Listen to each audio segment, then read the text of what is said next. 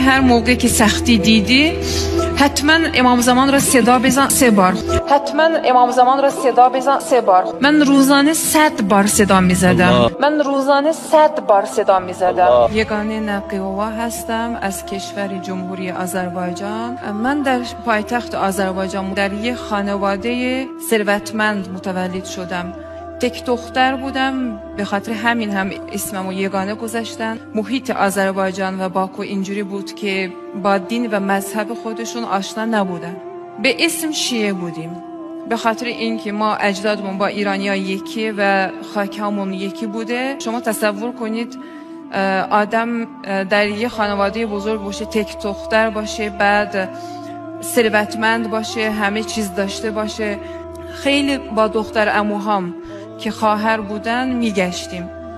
اهل رقص و اهل آرایش و اهل بگو بخند و خوشگذرانی و حتی هر کاری که از دستمون می اومد انجام میدادیم فقط به خاطر اینکه خوشگذرانی داشته باشیم. یه روز بابام گفته که ما یه خونه بزرگ میسازیم، خونه ویلایی. در ورودی شهر باکو یه محله بود که پولدارا اونجا زندگی میکردن. اونجا که ما رفتیم، بابام درسته که دین و مذهب را نمیشناخت ولی اهل مهمونی بود. اون موقع بابام یه مهمونی خیلی قشنگ تشکیل داد. متاسفانه تو مهمونهای ما شراب هم بود، گوشت خوک هم بود و ذبح اسلامی اونجا تو بازار کم پیدا هست. در این مهمونی یه خانواده بود که خانم قیافش خیلی فرق داشت از همه، یعنی محجبه بود ایشون. من اولین بار بود که چنین شخصی دیده بودم که مثلا لباسش کامل بود، بعد اصلا از سفره ما هیچی نمیخورد. برای من تعجب آور بود. اون موقع هم من نزدیک شدم به اون خانم، گفتم که شما چرا نمیخورید؟ چون در کشور ما اگر از غذای صاحب خونه مهمون نخوره یه جوری بی احترامی یا نپسندیده اینجوری. ایشون یواشکی به من گفتن که شما اگر از آشپزخونه مثل نون و پنیر و انگور چنین چیزی بیارید من میل میکنم. تابستان بود، من هم داشتیم آوردم از این چیزا. یکم میل کرد، بعد گفت که اگه دوست داشتی تشریف بیار یه روز خونه ما. تقریبا 30 سالش بود ایشون و خیلی یعنی اخلاقش از آدم‌هایی که تا اون روز دیده بودم فرق داشت. خیلی نرم، خیلی مثلا با حیا، لباسش فرق داشت. منم که به دنبال یه چیزهای جدید بودم و هر روز یه چیزی کشف می‌کردم اینجوری. بعد گفتم که یه روز برم خونهشون که چون جالب بود چرا ایشون مثلا فرق دارن از ما. سریع بعد از چند روز رفتم به خونهشون. اینجوری رفت آمدهای ما شروع شد. تقریبا من هر شب وقت خالی که داشتم میرفتم به خونهشون، چای میخوردیم، صحبت میکردیم. دیدم که ایشون با نامرما اصلا دست نمیدادن. ایشون مثلا روزه میگرفتن. برای من مثلا تعجب آور بود که چرا باید انسان از صبح تا شب باید گشنه بمونه. یه روز ایشون به من گفتن که آیا شما میدونید که ما امام زمان داریم؟ من تا اون روز حتی پیامبر خودمون را نمیشناختم، یعنی 14 معصوم را نمیشناختم، چه برسه به امام زمان. اسم امام زمان را گفتن، یه تعریف های گفتن از امام زمان. من متوجه شدم که انگار یعنی دنبال این بودم، گم شده خودم را پیدا کردم. یه جوری قشنگ حرف زدن از امام زمان که ایشون پدر ما هستن، همه جا هستن، ما را میشنون اینجوری. ولی سنشون را که گفتن خیلی تعجب کردم. آشنایی من با اسلام از امام زمان شروع شد. یواش یواش یعنی حالم عوض می شد. یه روز نماز گفتن میخوای یاد بگیره. 2 ماه طول کشید که من نماز را پنهانی یاد گرفتم. بعد روزه یاد دادم به من. ولی کار رسید به حجاب. خب بالاخره نماز، روزه، اعتقاد اینا مثلا میشه پنهان کرد، ولی حجاب دیگه قیافه عوض میشه، انسان نمیتونه پنهان کنه. و خودم را آماده کردم. تقریبا 1-2 ماه طول کشید و تصمیم گرفتم که محجبه بشم. رفتم مانتو با روسری تهیه کردم، یه جشن کوچیک گرفتم و اسم منو اون روز عوض کردم، گفتن کوثر. 1-2 ماه اینجوری نقشه کشیدم که خانواده به خبر نشن. موقع ورودی مانتو با روسری در می آوردم و موقع خروجی سری می پوشیدم. ولی بالاخره متاسفانه همه جای جهان همسایه های فضولی هستن و ما هم یه همسایه فضولی داشتیم که همیشه چشمشو مثلا میانداخت، زوم میکرد به من. شو میرم بعد از رفتن من به مادرم گفتن که دختره چی شده، چرا عوض شده.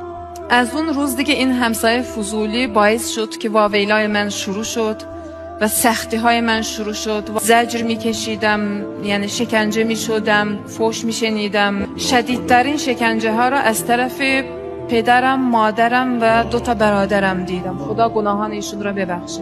مادرم موقع برگشت میخواستم به خونه برگردم، دیدم دم در وایستاده، دستش یک کلید آهنی و عصبانی منو حسابی کتک زد. اون روز اولین کتکی که برای اسلام خوردم به خاطر حجابم بود و از طرف مادرم. با کلید به سرم آنقدر زده بود که سرم ورم شده بود و ایشون متوجه شدن که این همسایه اثر میذاره، قطع کردن ارتباط من با ایشون و اصلا ممنوع کردن و کار به جای رسید که واقعا یعنی 2-3 ماه من حبس خونگی داشتم. روزانه منو ساعتشو میدونستم که شب همشون که برگردن موقع کتک خوردن من هست. و الان خودم مثلا فکر میکنم که چجوری من تحمل کردم. واقعا اهل بیت منو یاری کرد، چون اون خانم به من یاد داده بود که هر موقع که سختی دیدی حتما امام زمان را صدا بزن 3 بار. خود امام زمان گفته. گفتم چجوری صدا بزنم؟ ایشون گفتن که یا ابا صالح المهدی ادریکنی، اینجوری 3 بار صدا زن. من روزانه 100 بار صدا می زدم. یعنی دقیقا شما فکر کنید که شما تنها هستید در اوج لختی، فقط شما پوشش کامل دارید و بین عزیزانتون شما هیچ عزیزی ندارین غیر امام زمان. من واقعا با هر بار که به من مثلا مجنون، دیوونه میگفتن به فکر پیامبر میافتادم. هر بار که مثلا کتک میخوردم به فکر حضرت زینب، حضرت رقیه میافتادم. من خیلی تبسم میکردم به امام زمان، به حضرت ابوالفضل عباس و نمازها میخوندم. یه شب به من الهام شد، یعنی انگار کسی به من گفت که کوثر چرا تقیه نمی کنی؟ تقیه را شروع کردم از اون شب. فرداش رفتم به مادرم گفتم که دیگه هر جوری که شما دوست دارید من مثلا انجام میدم و اون موقع دیگه تقیه که به ذهنم رسید تقیه را شروع کردم. گفتم از تو حرکت، از خدا برکت و تقیه را شروع کردم. نقشه کشیدم که اعتماد ایشون را به دست بیارم و واقعا هم با کمک و یاری امام زمان و خداوند اعتماد ایشون را به دست آوردم و اولین فرصتی که از اون خونه خارج شدم، در اولین فرصت من فرار کردم، دیگه برنگشتم به اون خونه. و موقعی که فرار کردم باید خیلی مثلا مواظب بودم. اصلا نزدیک 1 سال من موبایل استفاده نکردم که با جی پی اس منو پیدا نکنن. یکی از دوستانم بود که مذهبی بودن ایشون و خانوادهشون مذهبی بودن ولی خیلی فقیر بودن. رفتم به خونه ایشون، مادرشون به من اجازه داده بودن موقتا که من پنهان بشم، چون پلیس هم دنبال من بود و خانواده من دنبال من بود. این دفعه اگه به دستشون می افتادم دیگه میدونستم که یعنی زنده نمیمونم. بالاخره یک روز از دوستانمون اومد گفت که ما یه خبر خوش داریم برای شما. چه خبر خوش؟ گفتن که ما میخوایم بریم جمهوری اسلامی ایران، معارف اسلام را یاد بگیریم اونجا، شهر قم. به من گفتن که هجرت برای شما واجبه. به خاطر همین من قبول کردم. از طریق اینترنت ما فرم پر کردیم، کوتاه مدت ما را قبول کردن، ما راهی قم شدیم. خیلی استراب داشتم به خاطر اینکه دوستان گفتن که بابات پولدار، ممکنه به مرز سفارش بده که شما مثلا نتونید رد بشید. اون موقع نزدیک شدیم به مرز آستارا. دوستانم گفتن که آیه وجعلنا من بین ایدیهم سدا، وجعلنا من بین ایدیهم سدا ومن خلفهم سدا فأغشیناهم فهم لا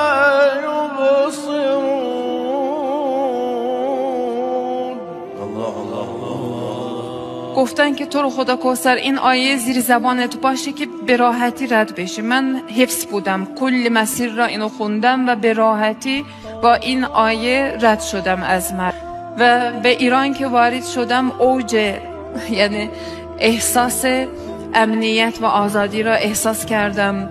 دیگه به اطراف که نگاه کردم که اینجا دین و مذهب چیه، صدای اذان از میناره بلند میشد. تو کشور ما این ممنوع هست و همه شهرها که ورودیش عکس حضرت آقا مقام معظم رهبری شهدا انگار منو مثلا استقبال میکردن و اومدیم رسیدیم گم که رسیدیم من توسل به حضرت معصومه کردم. 40 روز اینجوری توسل کردم که منو نگه داره اینجا. من دعای عهد خوندن سر صبح ساعت 8 اونجا دیدم، گفتم کوثر حتما باید بین اینا باشی. آخرش دوست دارم یکی دو تا نکته را بگم که اون همسایه‌مون اسمش ستاره بود. ایشون واقعا ستاره زندگی من بودن. چجوری در صحرا آدم گم بشه با ستاره ها مسیر را پیدا میکنه، دقیقا ایشون ستاره زندگی من بودن و مدیون ایشون هستم. و علامات و بالنجم هم یهتدون.